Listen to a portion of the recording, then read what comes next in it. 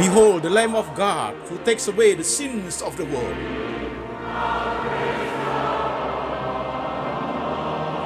Jesus said, I am the way, the truth, and the life. No one comes to the Father but by me.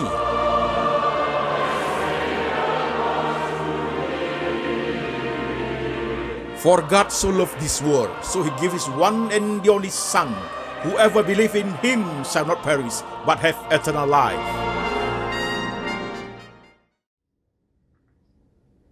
Shalom, jemaat sekalian, saya Pendeta Antoni Chang. Salam kepada jemaat yang ada di kota-kota di Indonesia dan jemaat yang ada di kota-kota di luar negeri. Hari ini kita online Sunday Service lewat lembaga Antoni Chang Ministry Internasional. Tema kita hari ini adalah stres berujung depresi. Stres berujung depresi. Firman Tuhan hari ini kita ambil dari satu bagian saja, yaitu dari Injil Matius pasal 6 ayat 25 sampai 34. Demikian firman Tuhan.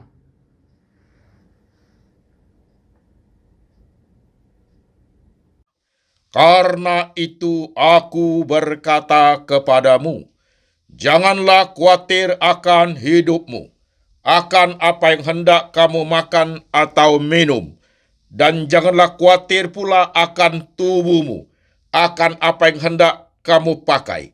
Bukankah hidup itu lebih penting daripada makanan, dan tubuh itu lebih penting daripada pakaian?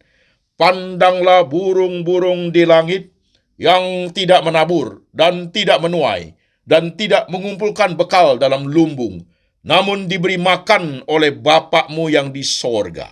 Bukankah kamu jauh melebihi burung-burung itu? Siapakah di antara kamu yang karena kekhawatirannya dapat menambahkan sehasta saja pada jalan hidupnya? Dan mengapa kamu khawatir akan pakaian? Perhatikan bunga bakung di ladang yang tumbuh tanpa bekerja dan tanpa memintal. Namun aku berkata kepadamu, Salomo dalam segala kemewahannya pun tidak berpakaian seindah salah satu dari bunga itu. Jadi jika demikian Allah mendandani rumput di ladang yang hari ini ada dan besok dibuang ke dalam api, tidakkah ia akan terlebih lagi mendandani kamu, hai orang yang kurang percaya? Sebab itu, janganlah kamu khawatir dan berkata, apakah yang akan kami makan? Apakah yang akan kami minum? Apakah yang akan kami pakai? Semua itu dicari bangsa-bangsa yang tidak mengenal Allah. Akan tetapi, Bapakmu yang di sorga tahu bahwa kamu memerlukan semuanya itu. Tetapi, carilah dahulu kerajaan Allah dan kebenarannya, maka semuanya itu akan ditambahkan kepadamu. Sebab itu, janganlah kamu khawatir akan hari besok, karena hari besok mempunyai kesusahannya sendiri. Kesusahan sehari cukuplah untuk sehari. Amin. Shalom, jemaat sekalian, firman Tuhan sudah kita baca, firman Tuhan sudah kita dengar. Sekarang saya mengajak setiap jemaat yang beribadah hari ini lewat lembaga Antoni Chang Ministry Internasional. Mari kita tunduk kepala, kita berdoa. Tuhan Yesus, kami sudah membaca firman-Mu, kami sudah mendengarkan firman-Mu. Sekarang roh Tuhan bekerja, mengurapi hamba-Mu ini, memberi ia hikmat dan bijaksana, boleh menguraikan firman Tuhan dengan bahasa yang paling sederhana, yang gampang dimengerti oleh seluruh lapisan jemaat. Kami rindu Tuhan, hidup ini boleh berkenan kepada Engkau. Lewat suka duka yang kami hadapi, lewat berbagai kekhawatiran yang kami alami, kami hidup seturut dengan firman. Kuasai hati dan pikiran kami Tuhan, kami siap hati, siap pikiran, siap iman untuk diberkati oleh firman Tuhan. Tuhan Yesus berbicara, kami mendengar. Dalam nama Tuhan Yesus kami berdoa. Amin. Shalom jemaat sekalian. Apa kabar saudara-saudaraku? Jemaat sekalian, tema kita hari ini adalah stres berujung depresi. Mengapa harus ada tema seperti ini? Tema kita minggu lalu dan 2 minggu lalu adalah depresi berujung maut dalam 2 seri khotbah. Setelah 2 seri khotbah ini, banyak jemaat sharing lewat WhatsApp. Jemaat mengatakan, kami mengerti tentang dunia depresi itu begitu berbahaya. Sekarang Pak Pendeta beritahu kami dunia stres itu seperti apa, supaya kami mempunyai informasi yang lengkap. Kami punya informasi yang lengkap sehingga kami jemaat bisa lebih hati-hati terhadap dunia stres dan juga terhadap dunia depresi. Saya rasa permintaan jemaat itu menjadi penting bagi kebutuhan umat. Maka hari ini temanya adalah stres berujung kepada depresi. Saudara-saudara sekalian, firman Tuhan yang kita baca adalah dari Injil Matius pasal 6 ayat 25 sampai 34. Saudara perlu perhatikan dengan teliti, jemaat sekalian. Oke, saya akan menjelaskan step by step. Saudara-saudara sekalian, sebenarnya stres itu apa sih penyebabnya? Waktu kita baca Alkitab dari Injil Matius yang kita baca, jelas sekali kekhawatiran, kecemasan itu adalah awal daripada stres dan depression. Is it right? Di Injil Matius pasal 6 itu sudah menjelaskan dengan detail Alkitab itu, bahwa manusia itu khawatir sandang pangan papan. Manusia itu khawatir masa depan. Banyak hal yang bisa terjadi di manusia menyebabkan ia khawatir. Tuhan tahu kita bisa khawatir, tapi Tuhan tidak melarang kita untuk tidak khawatir loh. Tuhan tidak bilang dilarang khawatir. Tuhan bilang jangan kamu khawatir. Realitanya kita bisa khawatir loh, saudaraku. Kita harus jujur hadapi. Ini kehidupan yang sangat normal sebagai manusia. Ambil contoh Yusuf dan Maria saja. Ketika Tuhan sudah menjelaskan kepada mereka, datang malaikat memberikan konfirmasi kepada mereka bahwa yang dikandung oleh Maria adalah Yesus, juru selamat Immanuel. Itu lahir, Tuhan yang lahir jadi manusia. Tentunya malaikatlah apapun akan dipakai untuk menjaga anak yang akan dilahirkan itu, termasuk Yusuf dan Maria, saudaraku. Tapi ketika setelah anak itu lahir, mendapat berita bahwa ada raja yang ingin membunuh anak yang berusia 2 tahun, saudara sekalian, khawatir loh mereka suami istri itu, bawa kabur itu anak, saudaraku. Walaupun mereka sudah percaya ada Tuhan, ada malaikat yang menjaga, karena itu adalah kandungannya adalah dari Roh Kudus. Tetap saja saya manusia, mereka khawatir loh. Apa beda dengan kita? Khawatir kan? Ya inilah hidup, saudara sekalian. Inilah hidup. Kekhawatiran itu menjadi bagian dari hidup kita. Tidak ada orang tidak, saudaraku. Karena ada kekhawatiran karena masalah diri kita sendiri, kekhawatiran karena masalah orang lain yang menyebabkan terjadi pada diri kita sendiri juga. Is it right? Oke? Nah, ini menjadi suatu masalah sangat krusial dalam hidup kita. Saudara-saudara sekalian, perlu menyimak dengan baik bedanya stres dengan depresi. Depresi itu, dia terjadinya itu tidak pernah mendadak. Nggak pernah mendadak. Karena depresi adalah akumulasi daripada berbagai peristiwa yang pahit getih dalam hidup. Ia seperti gunung berapi yang dalam perut gunung itu apinya berkobar-kobar sampai waktunya tiba baru gunung berapi itu meledak. Itulah depression, saudara sekalian. Jadi dia butuh waktu 2 tahun, 3 tahun, 4 tahun, 5 tahun, bahkan 10 tahun. Kalau saya zaman dulu waktu saya depresi, explodednya saudaraku, saya butuh waktu 4 tahun, saudaraku. Depresi itu baru benar-benar luar biasa bahayanya. 4 tahun, saudara sekalian. Kalau stres tidak perlu bertahun-tahun, stres bisa terjadi mendadak, saudaraku. Depresi enggak, stres bisa terjadi mendadak. Oke, jemaat menyimak dengan baik. Sekarang kita lanjut pembahasannya. Saudara-saudara sekalian, sebelum kita membahas mengenai level-level daripada stres itu, saudara perlu teliti. Saya ingin bertanya kepada jemaat dulu. Perhatikan, poin ini penting. Jemaat menyimak ya, penting.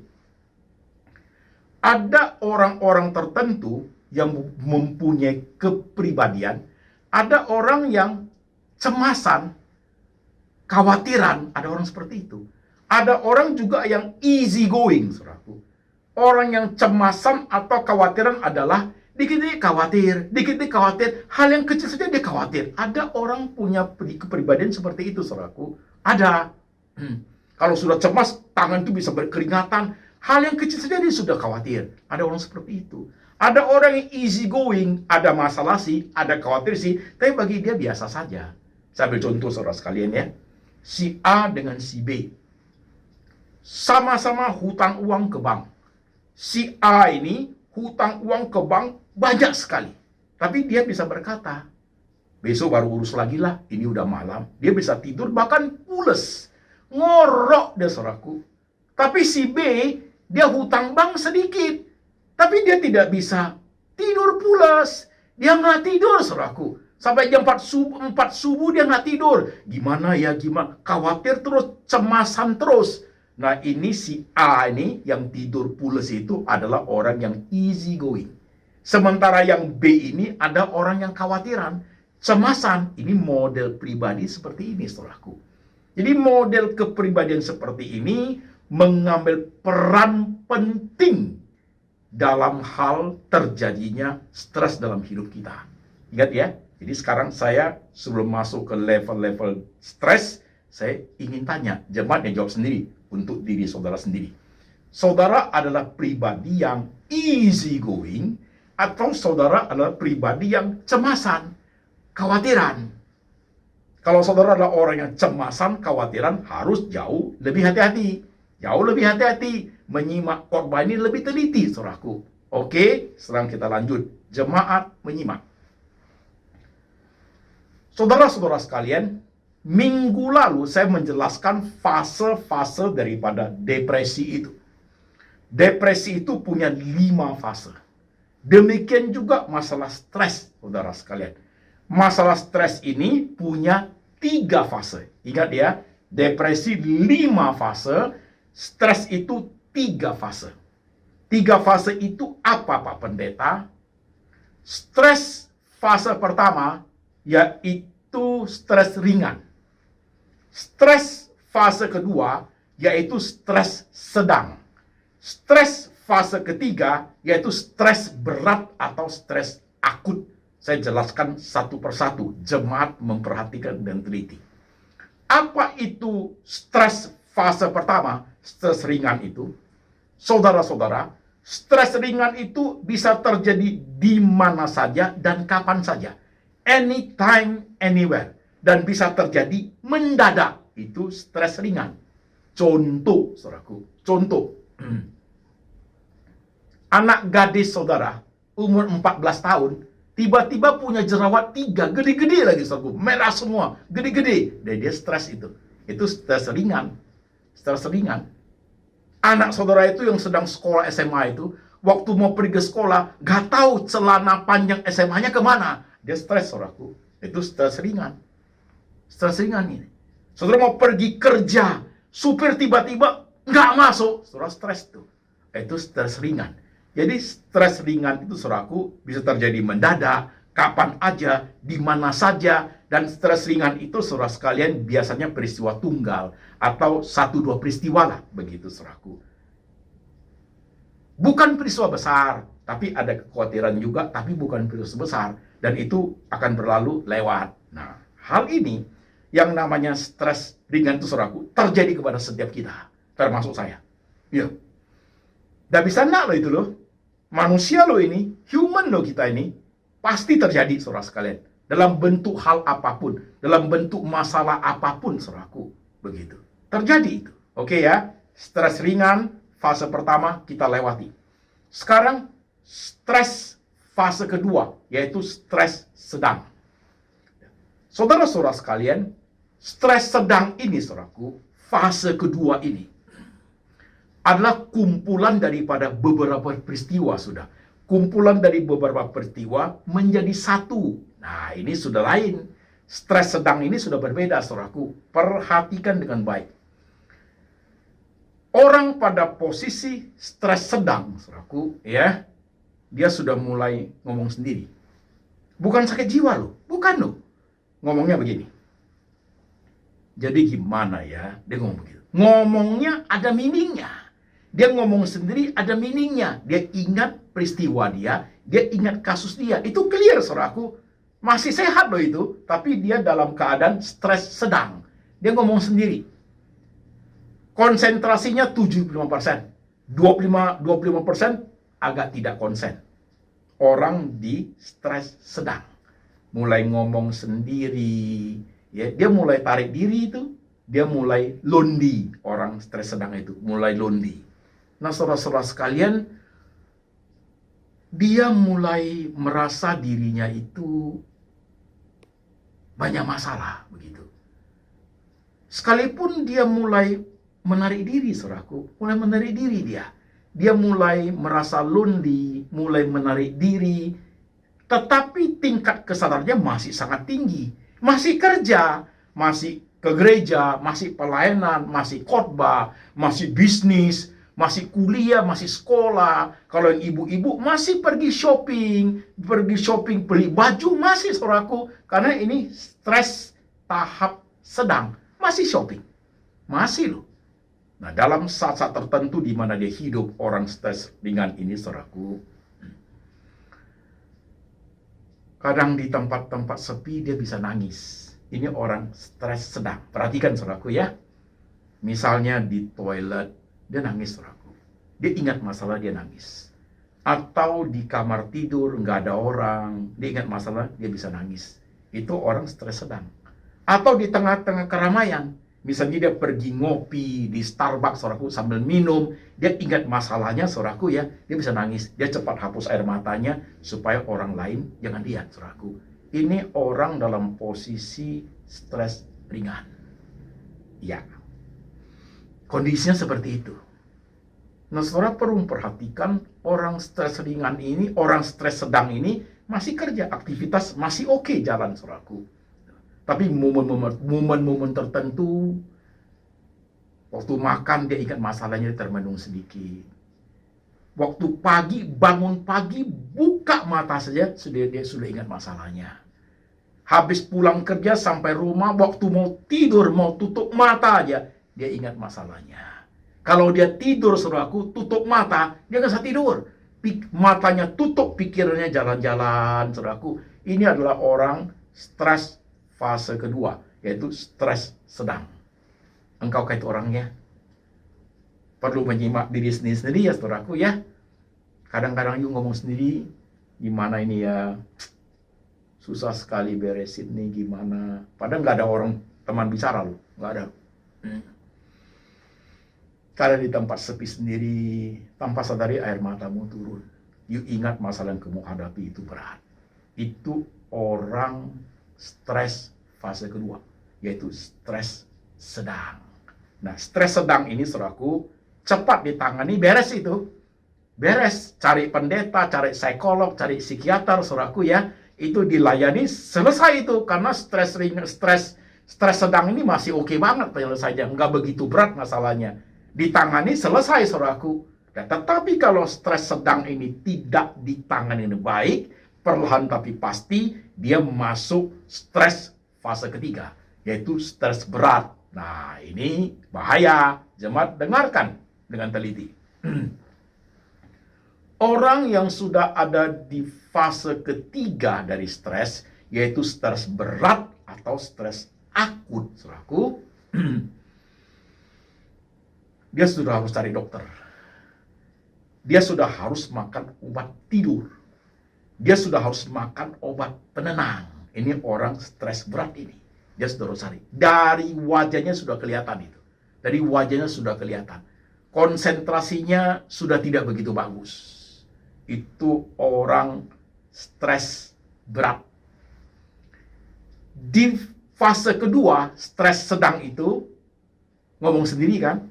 Nah, di orang yang ada di stres berat, saudaraku, fase ketiga, saudaraku, ngomongnya tambah banyak, tapi ngelantur, saudaraku. Kalau fase kedua, nggak ngelantur loh. Masih ada meaning. Kalau fase ketiga ini, stres berat, saudaraku, ngomongnya sudah mulai ngelantur.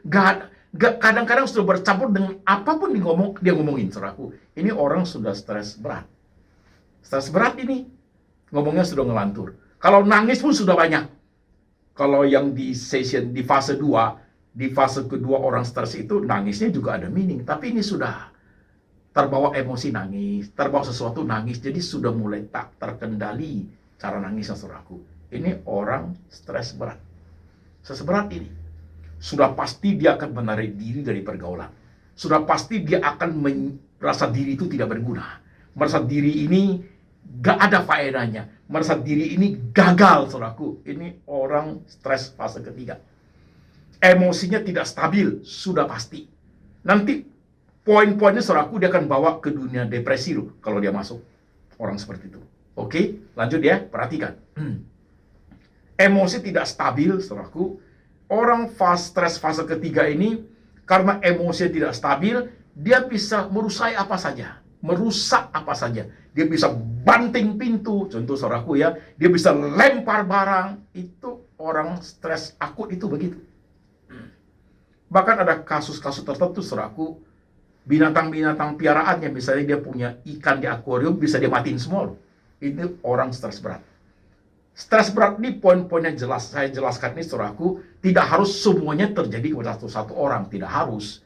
Ada juga yang terjadi sebagian. Ada sebagian gitu, saudaraku. Tidak semuanya. Tapi ini saya harus jelaskan supaya saudara punya gambaran. Orang stres berat itu kayak apa. Bisa, saudaraku.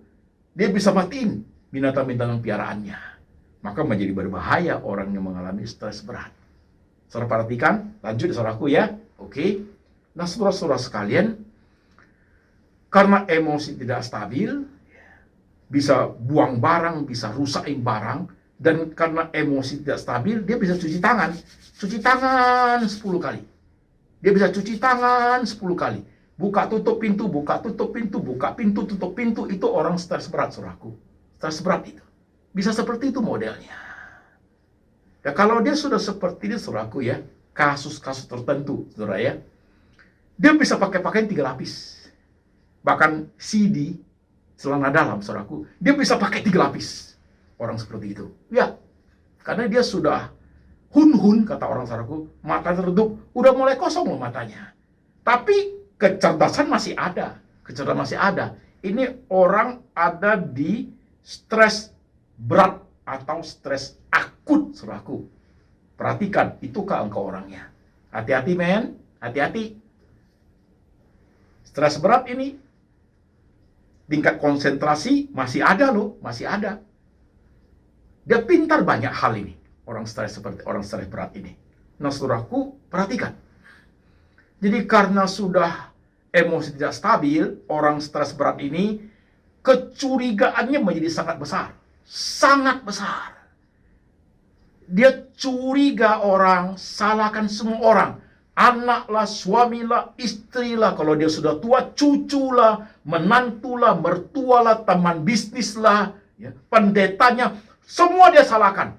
Dia akan ngomong gara-gara mereka ini, saya jadi seperti ini. Itu orang stres berat, saudaraku. Semua dia salahkan. Semua dia salahkan seolah mereka lah penyebabnya sehingga dia menjadi seperti ini hari ini. Itu orang dalam kondisi fase ketiga, stres berat.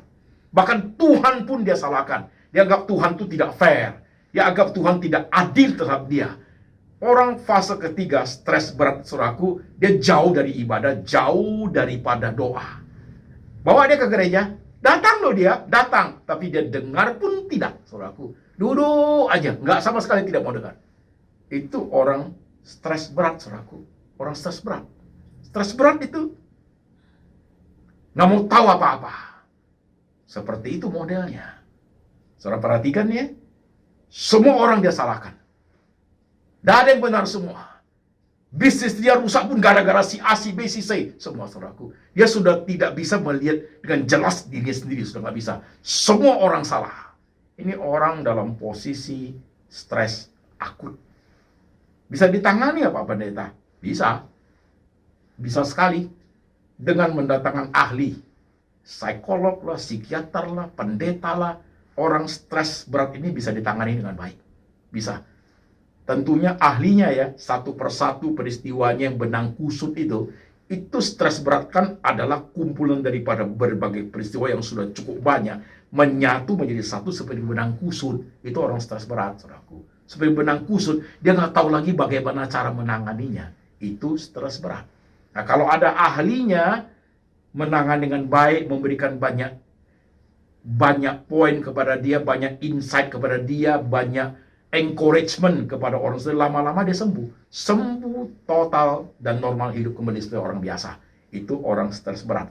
Tapi saudara harus perhatikan, kalau dia sembuh total, sehat normal, oke, gitu. Dengan catatan dia ditolong oleh beberapa ahli dalam bidang itu, oke? Tapi hal yang kedua, jemaat harus perhatikan dengan teliti. Jikalau orang stres berat itu, dia tidak ditangani, dan kita tahu tingkah lakunya seperti itu modelnya, orang stres berat itu, tiba-tiba dia sembuh. Jemaat menyimak ini poin ini. Tiba-tiba dia sembuh. Dia sembuh total. Tiba-tiba sembuh. Cara hidupnya, senyumnya, semua normal, saudaraku. Hati-hati, perhatikan poin saya. Dia tiba-tiba sembuh itu, justru itu berbahaya. Tiba-tiba sembuhnya itu adalah dia sudah masuk ke dunia depresi fase pertama. World of depression sudah terbuka untuk dia masuk di fase pertama. Mengapa begitu, Pak Pendeta? Saudara perhatikan dan menyimak. Orang stres itu, saudaraku, baik stres sedang maupun stres berat, saudara sekalian, orang stres fase ketiga, saudaraku, udah termasuk orang sakit jiwa itu, udah termasuk itu.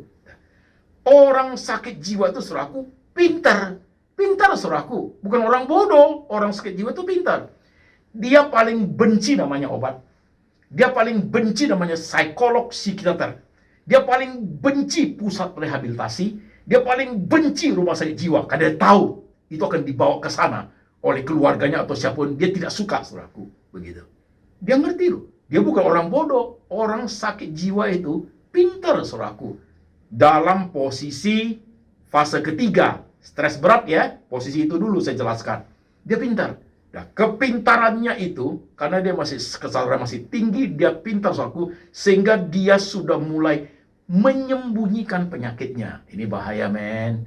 Dia bisa mengelabui orang tuanya. Dia bisa mengelabui pacarnya.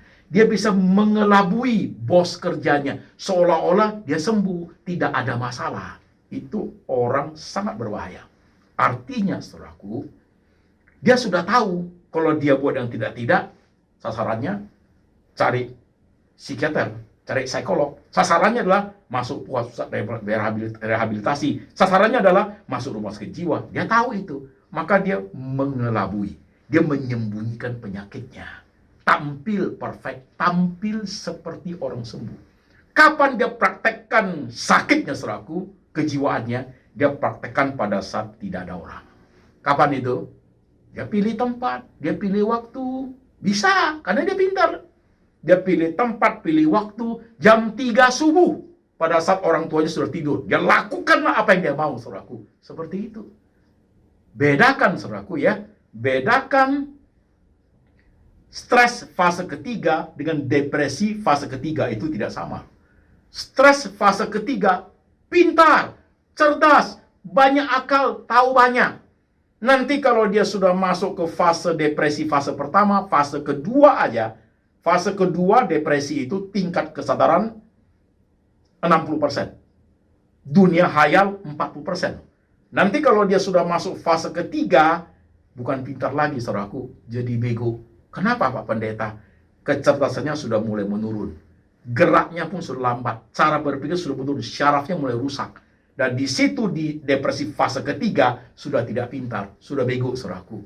Sudah tidak bisa menyembunyikan penyakitnya. Bahkan kadang-kadang air liurnya jatuh pun dia sudah, air liurnya menetes-netes pun dia sudah nggak peduli. Itu depresi fase ketiga. Nah, ini orang di stres fase ketiga. Pintar dia mengelabui. Pintar. Ini bahaya loh ini, men. Ini bahaya loh. Orang depresi, orang stres fase ketiga, stres akut itu, saudaraku, ya. Ada kasus-kasus tertentu possibility bisa menghilangkan nyawa sendiri loh. Bisa loh. Kemarin saya jelaskan depresi fase kelima, orang itu menghilangkan nyawa sendiri karena disuruh oleh suara-suara. Depresi fase keempat aja sudah linglung, apalagi fase kelima. Dia disuruh oleh suara-suara itu, sadar tidak sadar, dia menghilangkan nyawa sendiri. Tetapi stres fase ketiga, orang itu menghilangkan nyawanya sendiri dengan kesadaran sendiri. Bukan suara-suara loh, bukan loh, kesadarannya sendiri. Nah, ini serem, saudaraku. Perhatikan, menyimak. Waktu saya masuk ke dunia stres fase ketiga ini, saudaraku, terbit juga pemikiran untuk menghilangkan nyawa sendiri. Tapi saya takut. Gila-gila juga takut mati, saudaraku. Tetapi ada orang yang tidak. Punya keberanian untuk menghilangkan nyawa sendiri dengan kecerdasan kesadaran sendiri. Itu ada di depresi ada di stres fase ketiga. Hati-hati loh. Jadi kalau kokoli itu sudah pasti fase kelima. Depresi fase kelima. Nggak mungkin stres fase ketiga. Saya pasti di depresi fase kelima, saudaraku. Orang yang di stres fase ketiga, kalau dia bisa, dia berani, saudaraku, dengan kepintaran dia pakai apa dia tahu semua, dia berani, nyawanya hilang, saudaraku. Hilang loh itu loh. Maka orang stres fase ketiga bisa menghilangkan nyawanya sendiri. Tetapi kalau dia tidak lakukan, saudaraku, kalau dia lakukan, ya habis dong, nggak akan masuk fase pertama depresi. Tapi kalau dia tidak lakukan, akan membawa dia masuk depresi fase pertama. Saya tidak lakukan waktu itu. Masuklah aku ke depresi fase pertama. Depresi fase pertama jauh lebih parah sudah. Tangannya gemetaran, saku. Tangannya gemetaran. Semua stres berat fase ketiga itu akan diborong masuk ke depresi fase pertama. Akan bertambah bahaya. Saudara sekalian, seperti itu. Nanti di fase ketiga depresi itu, dia sudah linglung. Kecerdasannya hilang, saudaraku. Kecerdasannya hilang, karena dia sudah di dunia hayalan, saudara sekalian. Itu sudah tidak sama dengan stres fase 3. Beda sekali sudah. Stres fase ketiga, depresi fase ketiga, bedanya seperti langit dengan bumi. Stres fase ketiga, masih jadi orang, tahu banyak hal, bisa bawa mobil, saudaraku, bisa kemana-mana, saudaraku. Tapi orang yang sudah di depresi fase ketiga, jangankan bawa mobil, saudaraku, pakai pakaiannya juga nggak ngerti loh dia loh, begitu. Jangankan bisa mengelabui orang, nggak akan bisa lagi. Dia sudah seperti satu badan manusia yang sudah tidak ada artinya, saudaraku. Terbuka semua, dia tidak mampu bertingkah laku lagi. Itu orang di fase depresi ketiga. Menyeramkan, saudaraku ya. Jadi dunia depresi itu menyeramkan, ternyata dunia stres juga menyeramkan loh. Jangan anggap remeh dunia stres, saudaraku. Apa yang saya jelaskan ini, simaklah dengan baik, saudaraku. Saya bukan sekedar kata-kata, saya bukan sekedar teori, saudaraku, karena saya melewati satu persatu. I pass through satu persatu, saudaraku. Ya, saya melewati satu persatu. Hanya karena anugerah Tuhan, saya bisa menjelaskan kepada saudara sekalian, apa itu depresi fase 1, 2, dan 3, apa itu depresi fase 1, 2, 3, 4, 5, apa itu stres fase 1, 2, dan 3, saudaraku. Jemaat menyimak dengan baik. Perhatikan dengan baik. Perhatikan anakmu, perhatikan cucumu, perhatikan dirimu sendiri, perhatikan keluargamu. Jangan dibiarkan. Cepat ditangani, cari ahlinya. Kalau masalah stres itu bisa, saudaraku, itu bisa. Banyak ahlinya. Zaman sekarang ahli-ahli seperti pintar-pintar, saudaraku. Selesai itu, selesai. Tapi kalau sudah masuk ke depresi fase pertama, cukup repot. Cukup repot itu. Tidak semudah yang kita pikir itu, jemaat sekalian. Tidak semudah. Depresi itu senior. Stres itu junior, kira-kira begitu, saudaraku. Seperti itu modelnya. Oke, perhatikan dengan baik. Saya berharap saudara menyimak loh hal ini. Kadang-kadang kasihan remaja kita, pemuda kita, saudaraku. Mereka juga menghadapi problem sesuai dengan umur mereka, bukan? Ya kan? Pemuda, remaja, orang-orang sebaya menghadapi problem bisnis, bukan? Problem relasi, ya kan? Problem keluarga. Orang-orang tua menghadapi problem penyakit, kan begitu? Ya. Problem hari tua, itu kan banyak hal bisa menyebabkan stres demi stres yang berujung kepada depression. Sebenarnya firman Tuhan yang saya bawakan hari ini, saudaraku, ada suatu hal yang sangat penting dalam kehidupan kita orang percaya loh. Boleh saja hidup ini ada khawatirnya, bisa terjadi stres dalam hidup kita, tapi firman Tuhan ya dan amin. Ya.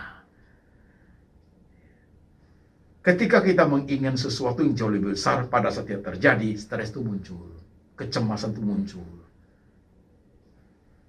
Cita-cita terlalu tinggi juga nggak bagus. Nggak bagus. Tidak ada cita-cita pun lebih kasihan itu orang. Tapi kalau kita bisa menjaga keseimbangan, saudaraku, ya. Terlampau kaya pun tidak bagus. Kau akan khawatir hartamu habis. Terlampau miskin pun tidak bagus. Kamu khawatir kamu tidak bisa makan besok. Tidak punya biaya untuk hidup, saudara. Beri kamilah makanan kami yang secukupnya. Karena di depan kita itu ada tangan Tuhan yang sedang menunggu kita. Sehingga firman Tuhan itu sangat meneguhkan iman, memberikan kelegaan, saudaraku, membawa kita pada suatu pemahaman akan firman Tuhan yang baik dan benar. Itu adalah suatu senjata yang amat hebat datang dari Tuhan untuk kita bisa mengatasi stres fase 1, 2, dan 3, untuk supaya kita bisa mengatasi depresi fase 1 sampai 5, saudaraku. Barang siapa bertelinga, ia mendengar dengan baik hari ini khotbahnya. Oke, coba lihat dirimu masing-masing. Banyak jemaat kirim WhatsApp, Pak, saya sudah ada di depresi fase pertama, tolong saya Pak Pendeta. I will help you sesuai dengan kemampuan saya. Ada juga bertanya, Pak Pendeta, boleh nggak buat WhatsApp grup khusus orang depresi? Bukan hanya grup WhatsApp, kita perlu ada Zoom untuk orang, karena harus lihat wajah, bisa ngomong langsung, saudaraku. Ada satu Zoom untuk orang-orang depression. Biar. Zaman terlampau sulit. Dunia terlampau berkecamuk, saudaraku. Orang-orang seperti itu begitu banyak. Jangan anggap remeh. Saya minggu lalu, 2 minggu lalu saya sudah ngomong loh. Jangan pernah anggap remeh depresi. Hari ini juga saya akan ngomong. Jangan pernah anggap remeh stres. Jangan pernah. Jangan sok jago. Jangan sok jago. Berstandarlah kepada Tuhan, belajar firman dengan baik, supaya hidup ini menjadi hidup yang berkenan kepada Tuhan. Dunia kita adalah dunia yang seperti ini, saudaraku. Dunia yang seperti ini. Everybody bisa mengalami hal seperti itu. Hati-hati ya hidup. Ya anak muda, hati-hati ya. Orang-orang sebaya, yuk lagi bisnis ya. Hati-hati ya, bisnisnya senang, bisnisnya maju atau tidak maju. Kau harus memahami firman dengan baik ya. Pada saat engkau sukses besar, jangan lupa diri. Pada saat kamu susah, jangan engkau putus harapan sudah tidak menjadi siapa-siapa ya. You masih punya Tuhan Yesus. Oke? Saudara yang sudah tua, orang-orang yang sudah tua-tua, di tengah hari tuamu kamu merasa tidak ada arti. Kamu mengalami post power syndrome. Kamu merasa anak-anak cucu-cucu tidak sayang kamu. Jangan kecil hati ya. Masih ada Tuhan Yesus. Masih ada Tuhan Yesus di hari tuamu. Ada Tuhan di situ yang akan memperhatikan engkau. Oke? Bawa firman ini pulang, jemaat sekalian. Taruh di hatimu. Dengarkan 2 seri minggu lalu. Depresi berujung maut. Dengarkan khotbah hari ini. Stres berujung depresi. Supaya bisa mawas diri. Memahami jalan hidup kita masing-masing. Lebih teliti akan hidup. Oke jemaat. Will you? Mari kita tunduk kepala. Kita berdoa sebentar. Saudara-saudara sekalian, perhatikan hidupmu masing-masing. Kau pernah mengalami stres ringan? Itu biasa. Tidak usah takut. Kau mengalami stres sedang, fase kedua, harus hati-hati. Selesaikan itu dengan cara-cara yang tepat. Cari orang-orang yang bisa kamu percaya, rohaniawan, orang-orang kakak-kakak rohani yang bisa kamu minta bantu. Engkau ada di stres fase ketiga, stres akut, hati-hati. Terkadang fase ketiga itu, kalau sampai terjebak di dunia obat-obat dan di dunia minuman keras, karena ada orang-orang tertentu yang tahu keadaan orang stres berat itu, mereka membawa ke dunia yang supaya bisa lupa akan tambah kasihan itu orang. Dalam dunia mabuk, dalam dunia hidup yang tidak kudus, dalam dunia malam. Kasihan sekali orang seperti itu. Engkau hati-hati ya jemaat, hati-hati. Kalau engkau adalah orang yang sudah stres akut, cepat cari penanganannya. Kalau engkau sudah sampai terbuka, udah masuk di depresi fase pertama, harus lebih buru-buru, tidak boleh ditunda-tunda. Peringatan buat orang tua, kalau anak-anaknya sudah ada di depresi fase pertama, cepat tangani, jangan tunda-tunda. Dengarkan firman Tuhan hari ini, dengarkan dengan teliti. Tuhan cinta engkau, Tuhan sayang engkau, Tuhan peduli engkau, Tuhan mau tolong engkau, Tuhan mau mengarahkan engkau ke jalan yang benar. Mata Tuhan tertuju kepadamu saat ini. Tuhan ingin meneguhkan imanmu. 1 menit engkau berdoa sendiri. Kau paling tahu engkau dalam posisi seperti apa. Stres ringan, stres sedang, atau stres akut. Atau engkau sudah depresi. Kau beritahu Tuhan lewat jeritan suara hatimu. Silakan. Tuhan akan mendengarkan. Tuhan Roh Kudus akan mengayomi engkau. Roh Tuhan mengurapi engkau. Naikkan doa kepada Tuhan. Jangan engkau tutupi, jangan engkau sembunyikan, jangan engkau kelabuhi sesama manusia. Pada engkau sedang sakit, jangan ditutupi, jangan dikelabui. Penyakitmu jangan disimpan. Beritahu Tuhan. Beritahu orang-orang kamu cinta supaya ditolong. Tuhan Yesus, inilah kami anak-anak-Mu yang tertunduk hari ini. Segala situasi kondisi yang kami hadapi di tengah dunia ini, Tuhan, bisa membuat kami stres. Stres ringan, stres sedang, dan juga stres akut. Tolong kami ya Tuhan Yesus, tolong kami ya Tuhan. Ajar kami teguh bersandar kepada Engkau ya Tuhan. Demikian juga anak-anak-Mu yang hari ini setiap yang tertunduk di hadapan Engkau di ibadah hari ini. Hamba berdoa, letakkan tangan-Mu di atas kepala mereka ya Tuhan. Letakkan tangan-Mu di hati mereka ya Tuhan. Beri mereka damai sejahtera ya Tuhan. Beri mereka way out dalam setiap masalah yang mereka hadapi ya Tuhan. Tangan Tuhan sedang merendah. Tuhan Roh Kudus menghibur mereka pada saat mereka sudah tidak ada jalan ya Tuhan. Jauhkan dari hal-hal yang tidak baik ya Tuhan Yesus. Dengar doa kami ya Tuhan. Jemaat-Mu yang ada di kota-kota di Indonesia, mereka yang ada di kota-kota di luar negeri, mereka hidup di negeri orang lain, mereka berjuang hidup di sana, di tengah lika-liku kehidupan mereka. Tangan Tuhan meneguhkan. Ya Tuhan, dengar hamba-Mu berdoa ya Tuhan, dan biar berkat ini turun atas umat-Mu. Kasih daripada Allah Bapa turun atas Engkau. Tuhan Yesus, gembala yang baik, pemelihara jiwamu. Dan Tuhan Roh Kudus akan mengingatkan engkau selalu akan kitab suci, akan firman yang kau dengar selama ini. Akan melindungi engkau sampai selama-lamanya. Sampai suatu hari Tuhan datang kembali menjemput setiap orang percaya. Dalam nama Tuhan Yesus. Amin.